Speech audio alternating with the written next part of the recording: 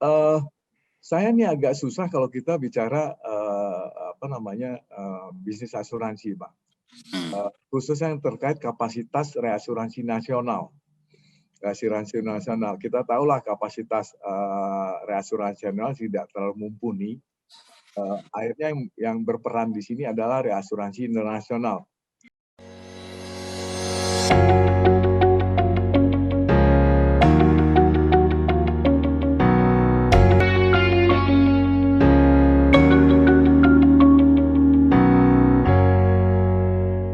Peran adjuster di industri perasuransian adalah sangat penting. Dalam penanganan klaim sebagai penilai, adjuster menjadi penengah antara perusahaan asuransi dan nasabah. Media asuransi mengupas permasalahan ini dengan mewawancarai Ivanto Davis. Dia merupakan ketua 2 Asosiasi Penilai Kerugian Asuransi Indonesia yang juga CEO PT Atlas Adjusting Indonesia. Wawancara dilakukan oleh tim redaksi media asuransi secara daring. Berikut petikannya. Kita noted lah Pak bahwa adjuster yang internasional ini menguasai pasar asuransi baik di dunia maupun di Indonesia seperti Clarence, Crawford, Cunningham dengan berbagai alasan tentunya, terutama untuk loss-loss yang signifikan besar itu sangat sulit sebagai adjuster lokal untuk bersaing. Itu banyak faktor bicara soal profesionalisme, bagaimana penanganan dengan baik. Gitu. Karena kita tahu loss-loss yang signifikan besar biasanya di antara penanggung dengan reasuransi ada suatu kondisi dalam perjanjian kita sebut claim control clause, Pak. Nah, claim control clause ini jelas atas persetujuan reasuransi, pihak penanggung akan menunjuk loss adjuster, Pak. Nah, kita tahu lah pasar di Indonesia ini memang reasuransi luar negeri kuat. Sangat wajar kalau mereka punya hak untuk menentukan siapa loss adjuster-nya. Inilah yang jadi PR buat kita bersama, khususnya perusahaan adjuster lokal. Mau tidak mau harus meningkatkan kualitas, meningkatkan mutu, meningkatkan profesionalisme lebih baik. Perusahaan adjuster, kalau kita mendirikan suatu perusahaan adjuster, tentu yang menjadi pegangan dasar untuk beroperasi adjuster ada aturan yang ada di OJK, Pak. Kita harus mendapat izin prinsip tentunya dari OJK. Kalau kita tidak mendapatkan izin prinsip, tentu kita tidak bisa beroperasi. Walaupun secara kehakiman atas nama badan usaha itu sudah disetujui, Pak. Nah, ini prosedurnya cukup tidak serumit broker maupun perusahaan asuransi yang akan diberikan. Adjuster relatif lebih simpel. Dari sisi permodalan juga tidak bisa. Gitu, Pak. Kalau dari sisi peraturan yang saya tahu tadi adalah tidak terlalu, adjuster ini kan unik, Pak. Kita ini pendukung kerja asuransi dari sisi penanganan klaim. Tapi kalau di bicara undang-undang perasuransian, Undang-Undang Nomor 40 2014, itu yang terkait dengan pembahasan pasal yang membahas tentang loss adjuster minim sekali, Pak. Itu yang jadi masalah. Akhirnya juga berdampak terhadap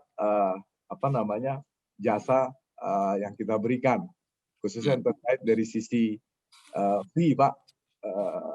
Kita mungkin kalau pihak petanggung sudah dibayar klaimnya oleh asuransi, mungkin kita belum dibayar fee-nya, Pak. Itu jadi masalah sekarang ini saat ini, Pak.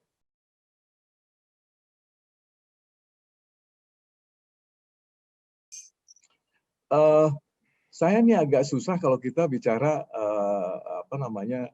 bisnis asuransi, Pak. Khususnya yang terkait kapasitas reasuransi nasional. Reasuransi nasional, kita tahulah kapasitas reasuransi nasional tidak terlalu mumpuni. Akhirnya yang berperan di sini adalah reasuransi internasional. Mereka lah yang mengatur itu semua. Nah, akibatnya berdampak tidak langsung kepada kualitas adjuster nasional, Pak. Nah, kalau mungkin pemerintah kita ini sadar untuk membentuk suatu badan reasuransi dengan permodalan sangat besar, saya yakin kita secara tidak langsung ikut berperan langsung di situ, Pak. Saya yakinilah. Itulah yang saya bilang tadi, pada saat loss-loss yang besar, biasanya pihak penanggung harus mendapat persetujuan dulu dari pihak asuransi. terkait dengan claim control tadi untuk mempergunakan adjuster, Pak. Fakta yang ada selama ini selalu untuk loss yang besar tadi itu diberikan kepada international loss adjuster. Itu dia menjadi kendala, Pak. Jadi saya sangat sayangkan pemerintah kita tidak sadar kalau maksud saya begini, seperti bencana alam. Bencana alam itu kan luar biasa dana yang dikeluarkan oleh pemerintah. Kalau pemerintah sangat sadar memberikan permodalan yang sangat besar pada asuransi nasional, kemudian si masyarakat diwajibkan untuk cover misalkan gempa gitu ya Pak. Seperti jam sostek kita yakini semua itu bisa diselesaikan melalui reasuransi Pak dengan kapasitas permodalan. Jadi nggak perlu pemerintah untuk menyediakan dana pada saat ada bencana alam. Itu akan di-cover oleh reasuransi tentunya, Pak. Karena kita tahu bisnis asuransi ini bisnis risiko, penyebaran risiko. Penanggung itu kan biasanya kapasitas retensi juga kecil. Mau nggak mau harus dilempar kepada reasuransi, Pak. Jadi kalau pemerintah sangat sadar, saya yakini masalah bencana alam, gempa bumi, banjir, itu suatu kewajiban buat masyarakat seperti di luar negeri mudah dana pemerintah, dana APBN juga tidak tergerus oleh dana-dana bencana alam tersebut, Pak.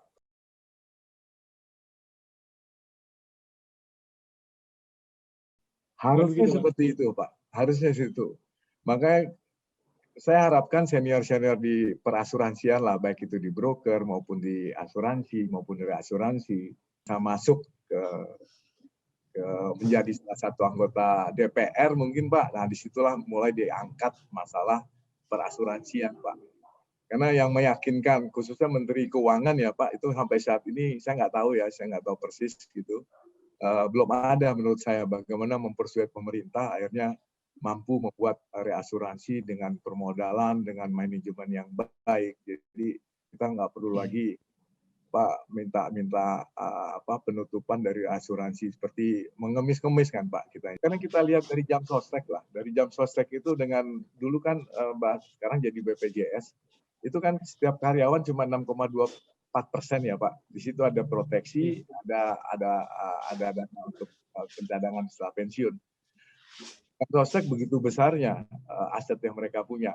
Nah, hal yang sama mungkin kalau kita terapkan dari suatu perusahaan reasuransi, saya yakin reasuransi ini punya aset yang sangat besar yang bisa mengcover semua risiko-risiko katastrofi yang besar-besar itu, Pak.